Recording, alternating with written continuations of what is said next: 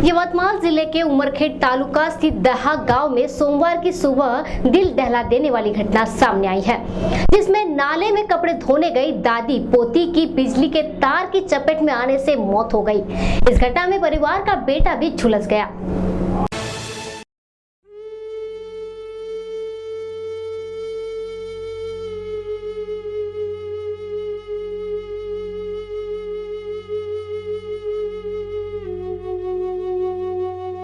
कपड़े धोने गांव से सटे नाले पर गई दादी और पोती की दर्दनाक मौत हो गई।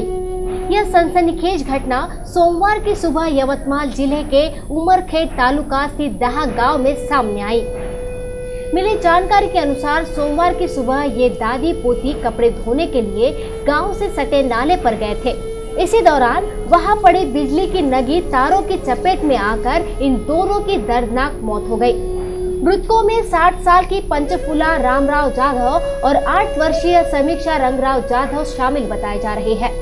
प्रत्यक्षदर्शियों के अनुसार पहले तो इन दोनों की नाले में पड़ी बिजली के तार पर नजर नहीं पड़ी, जिसके चलते नाले के किनारे पर बिजली का झटका महसूस नहीं हुआ। लेकिन जैसे ही ये दोनों पानी में उतरे, वैसे ही नाले में पड़ी बिजली के तारों के संपर्क में आने से दोनों की घटनास्थल पर ही मौत हो गई।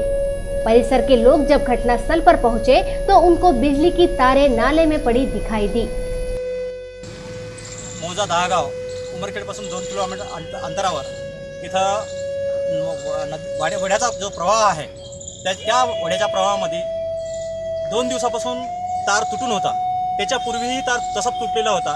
तो प्रवाह त्या विद्युत प्रवाह त्या वड्यामध्ये आला। आज सकाळी 9च्या सुमारास नाथ आणि आजी पंचफुलाबाई आणि कुमारी समीक्षा ह्या दोघीजणी धुण्यासाठी गेल्या असता दोघीचाही मृत्यू झाला आणि त्यांना वाचवण्यासाठी त्यांचा मुलगा रंगराव हा तिथे गेला असता तोही अत्यंत गंभीर परिस्थितीमध्ये जखमी आहे। त्यांना हॉस्पिटलमध्ये इथं उमरखेडला आणलं होतं आणि त्याच्यानंतर रेफर आम्ही नांदेडला केलं। संजीवनी हॉस्पिटलमध्ये इथं नांदेडला त्यांना पोहोचिती केलं। तेही आणखीन ते गंभीर खूप गंभीर आहे। त्याचाही जीव जाण्याची शक्यता नाकारता येत नाही।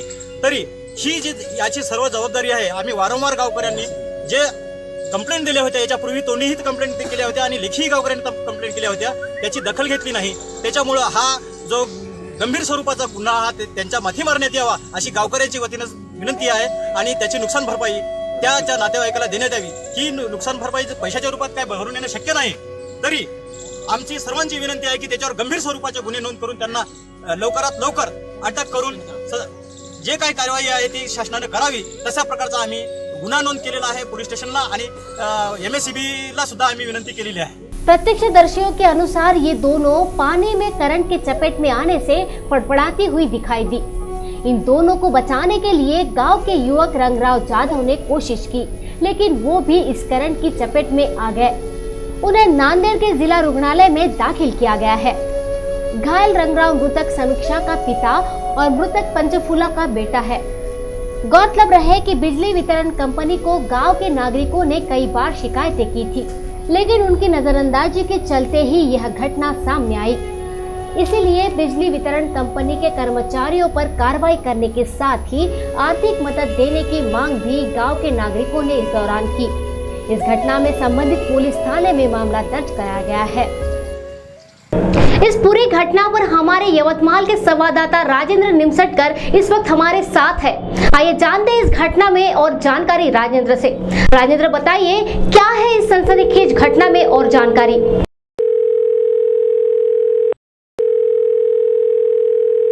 आज से यवतमाल जिले के पूरे 16 तहसील के अंदर लगभग पिछले 2 दिन से काफी बारिश वर्षा हो रही है।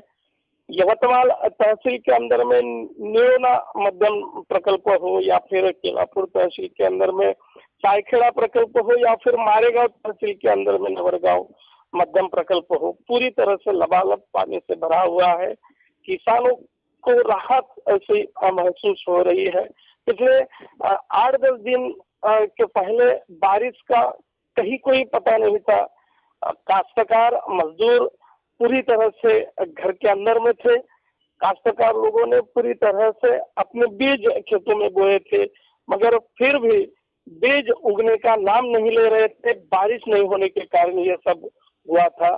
दोबारा पेरने का मौसम लगभग काश्तकारों के ऊपर में आ चुका था। यह सब बहुत ही विकट अत्यंत परिस्थिति थी। ये सभी कारणों के अंदर में यवतमाल जिला जिस तरह से किसानों की आत्महत्याग्रस्त स्थिति के कारण जाना जाता है, वही स्थिति पूरे जिले के अंदर में थी। मगर पिछले 8-10 दिन के अंदर में काफी मौसम काश्तकार किसानों के लिए अच्छा सा है और कल 2 दिन से काफी वर्षा का मौसम पिछले दिनों से है। यवतमाल जिले के कुछ पूरी 16 तहसील के अंदर में बारिश का मौसम पूरी तरह से ठीक है। शुक्रिया राजेंद्र इस तमाम जानकारी के लिए। तो बढ़ते अगली खबर की ओर।